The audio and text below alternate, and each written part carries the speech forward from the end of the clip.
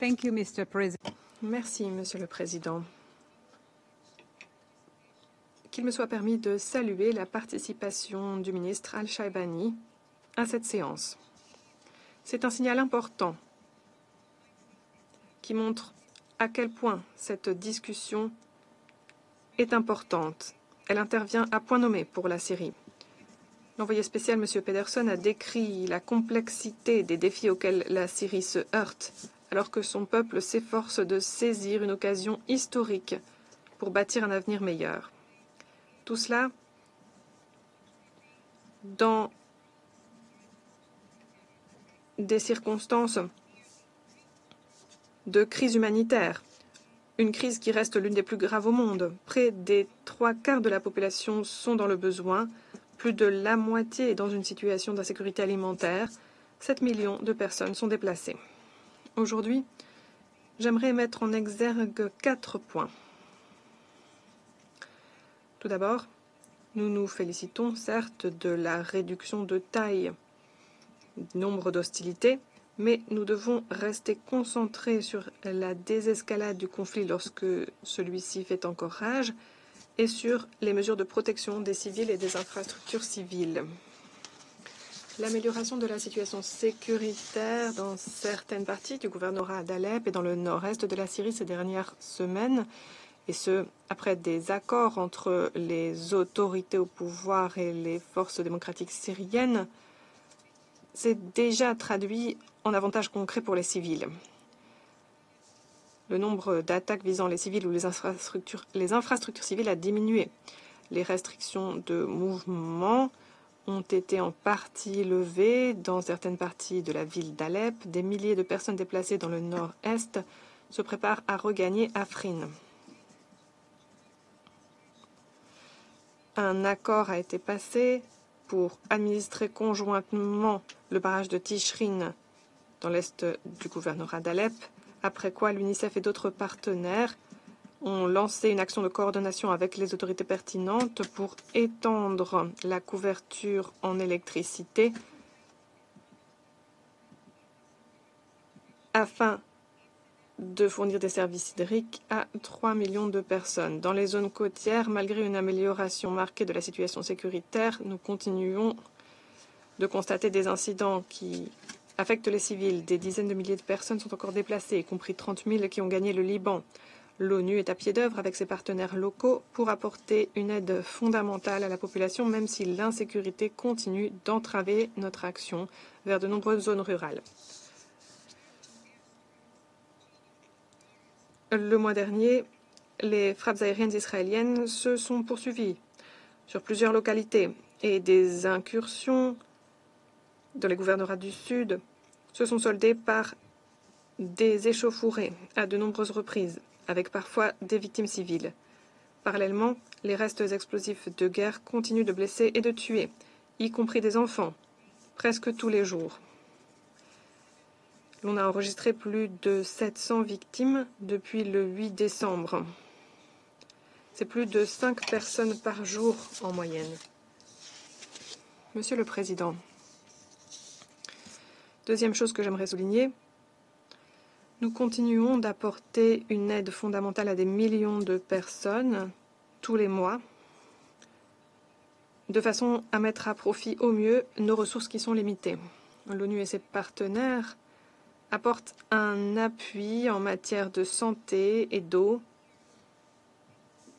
des domaines dans lesquels les services à la population ont été presque réduits à néant après des années de conflits et de sous-investissement. Ce mois-ci, l'OMS envoie des médicaments essentiels vers des centres sanitaires à Alep, à Hama, à Latakia, à Tartous pour permettre de traiter plus de 100 000 patients souffrant de maladies chroniques au fil des 3 prochains mois. Et grâce à un appui du CERF, le fonds pour l'action d'urgence géré par l'OCHA, 2,7 tonnes de kits chirurgicaux, de médicaments essentiels et autres articles d'urgence ont été livrés à des hôpitaux de Deir ez-Zor dans le nord-est. Les ONG ont commencé à remettre en condition des hôpitaux qui avaient été endommagés après des années de guerre dans les zones rurales près de Damas et Idlib. L'UNICEF fournit une eau propre et des services d'assainissement à des familles déplacées dans des sites pour personnes déplacées internes. Avec nos partenaires, nous réhabilitons également 180 installations d'assainissement et de traitement de l'eau, y compris des centres d'assainissement de l'eau dans les villes, des stations de pompage et des installations d'assainissement. Depuis décembre, plus de 2000 engins non explosés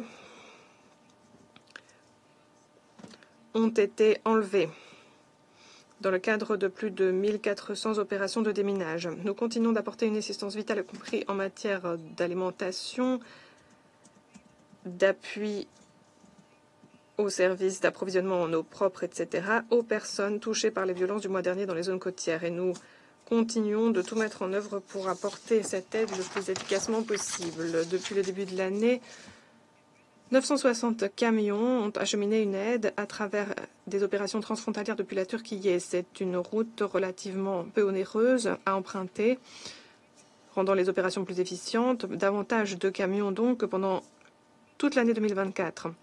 Mardi, par exemple, 24 camions ont acheminé des denrées alimentaires et autres articles pour 55 000 personnes en passant par le point de passage de Bab al-Awa. Cela étant dit, Monsieur le Président, et c'est mon troisième point, il nous faut davantage de ressources financières pour continuer ce travail. Et encore davantage si nous voulons aller plus loin dans notre action. Nous avons reçu jusqu'ici 186 millions de dollars, c'est moins de 10% des besoins pour le premier semestre 2025. Les conséquences de ce sous-financement sont graves.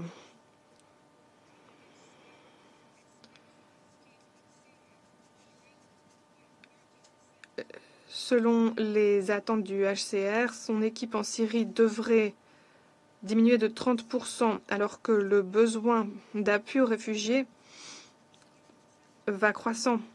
Près de la moitié des 122 centres communautaires du HCR vont devoir fermer leurs portes d'ici l'été si davantage de financements ne sont pas trouvés. Le PAM a tiré la sonnette d'alarme. Il a besoin de 100 millions de dollars pour éviter que l'assistance humanitaire ne soit compliquée en août, ne soit perturbée. De nombreuses ONG, notamment dans le nord-est, sont dans une situation de sous-financement particulièrement alarmante. À Dresor, des hôpitaux prestant leur service à plus de 200 millions de personnes risquent de devoir fermer le mois prochain si davantage de fonds ne sont pas trouvés. Dans le nord-ouest, plus de 170 installations sanitaires risquent de ne plus avoir de fonds à leur disposition d'ici à la fin du mois prochain. Pour terminer, Monsieur le Président, je dirais que nous devons préserver la dynamique créée pour obtenir des investissements dans le relèvement et le développement de la Syrie, sans quoi l'ampleur des besoins humanitaires dépassera de loin nos capacités à y répondre.